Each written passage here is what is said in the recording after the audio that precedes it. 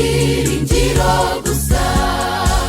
Umunsi umwe Yesu yari ku musozi, abantu baramwegera, aterura amagambo maze arigisha ku musozi w'umugisha. Mfite ibyishimo byinshi pe, byuzuye umutima wanjye, sinshobora kubigumana njyenyine. Byuzuye umutima wanjye, mfite ibyishimo byinshi pe, byuzuye umutima wanjye, sinshobora kubigumana njyenyine. Byuzuye umutima wanjye. Twicare turebe kandi tunamenye ikibwirizwa cya Yesu.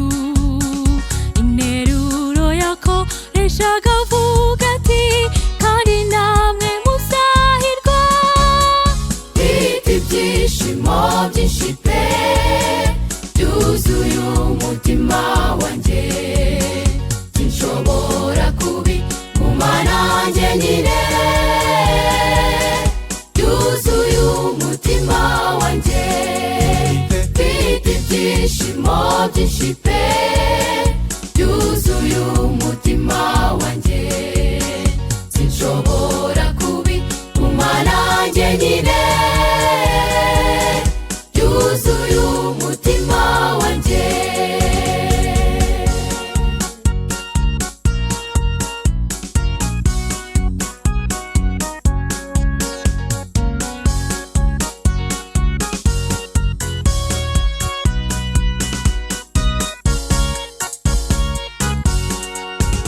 Yesu ati, mugende muhindura abantu, mubigisha inkuru nziza.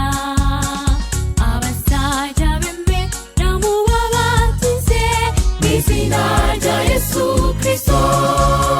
Mfite ibyishimo byinshi pe, byuzuye umutima wanjye, sinshobora kubigumana njyenyine. Byuzuye umutima wanjye, mfite ibyishimo byinshi pe, byuzuye umutima wanjye, sinshobora kubigumana njyenyine. Byuzuye umutima wanjye, mfite ibyishimo byinshi pe, byuzuye umutima wanjye, sinshobora kubigumana njyenyine.